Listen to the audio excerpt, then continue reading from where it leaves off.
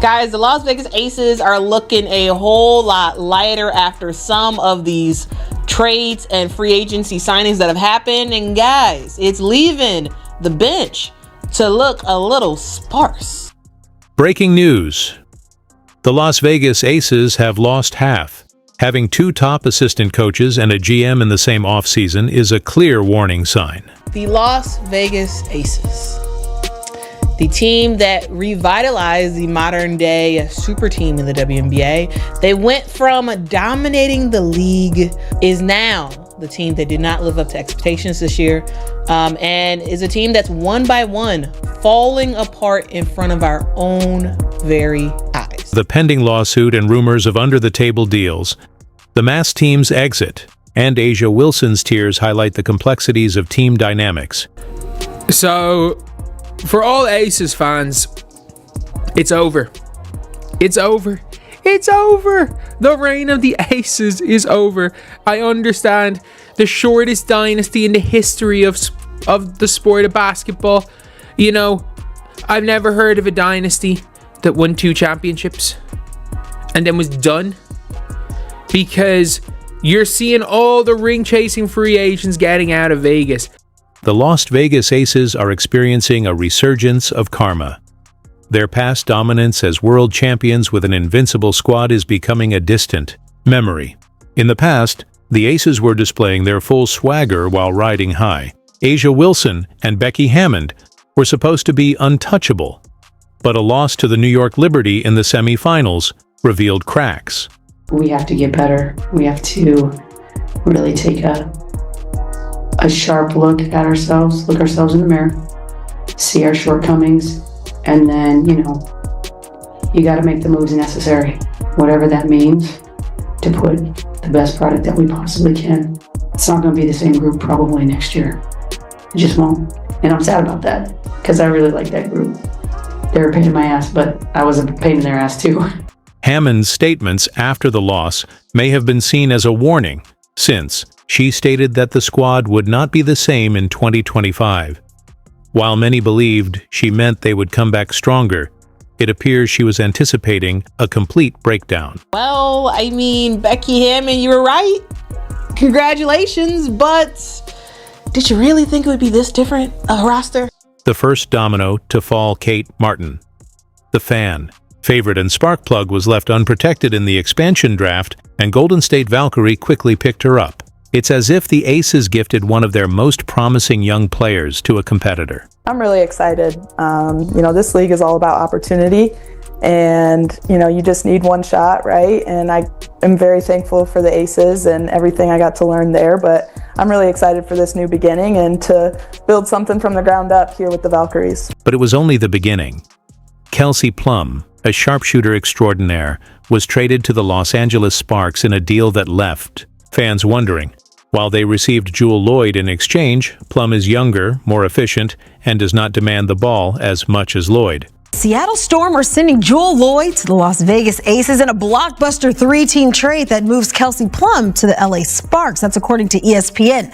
As part of the deal, Seattle receives the 2nd pick in this year's WNBA draft from LA in exchange for the Storm's number 9 pick, while the Aces also receive the 13th pick, a 2nd-round selection from the Sparks. The bench, formerly the Aces' secret weapon, is now mostly empty. Sydney Colson, A'ja Wilson's bestie, has joined the Indiana Fever. The latest departures for the Las Vegas Aces include 2 heavy hitters off the bench and 2 former 2023 and 2024 Sixth Players of the Year. Tiffany Hayes will join Kate Martin's Golden State Valkyries, while Alicia Clark will return to the Seattle Storm. Let's start with Alicia Clark. According to Ramona Shelburne of ESPN, the Aces wanted to bring back Alicia Clark, but when Seattle came a-knocking, Alicia was like, you know what? I would love to go back to my WNBA home, which is Seattle. Now, guys, if y'all don't know, Alicia Clark won 2 titles with the Seattle Storm in 2018 and 2020, and now at 37 years old, she is looking to bring her 3-and-D game back to Seattle. When the music stopped, the Aces were left without a seat, resulting in 5 essential players losing their whole rotation. The mass exodus raises questions about what is happening behind the scenes. Then, of course, there is Tiffany Hayes, who, guys, Tiffany Hayes was not even supposed to be in the WNBA last season. She had actually retired in the offseason of 2024. Tiffany Hayes, who recently won the 6th Player of the Year award, is joining the Valkyries. She averaged 9.5 points, 2.8 rebounds, and 2.1 assists per game last season and continues to demonstrate her unrivaled skills. Hayes was an important signing for the Aces when she came out of retirement. Her departure is analogous to a key player leaving to join a new squad. Tiffany Hayes, she hopped on with the Las Vegas Aces mid-season for the 2024 season and made a crazy awesome comeback. Guys, she was averaging nearly 10 points a game off the bench. She gave the Aces that extra little gut punch that they needed off the bench to give them some more intensity, give them some offensive versatility of sorts. She's one of those players that Tiff Hayes can get to the basket. Tiff Hayes, if she has the basketball in her hands, she can kind of do whatever she wants with it. And you're not really going to really be able to stop her like that. The semifinals loss to Liberty served as a wake-up call. Kelly Plum, Jackie Young, and Chelsea Gray, the Aces' offensive powerhouses, combined for only 28 points, indicating a severe issue with their scoring plan. Let's discuss numbers. The Aces have lost 40% of their scoring output from previous season, which is a significant drop. It's like seeing a high-flying circus act suddenly discover they failed to set up the safety net.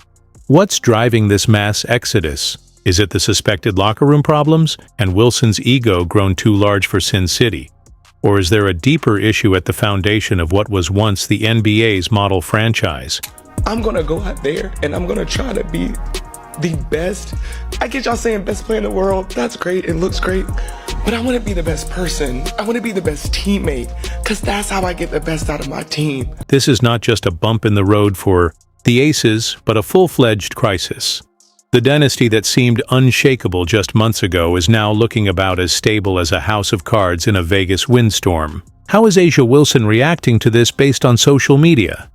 The Las Vegas Aces front office, once regarded as the envy of the league, has now become a source of embarrassment for the team. But also, there is a huge thing that you all have to keep in mind is that the Las Vegas Aces do not have a GM right now.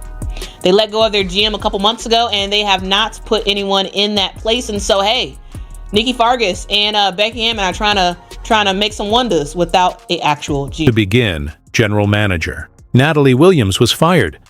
The official reason for her dismissal was a vague front office restructure.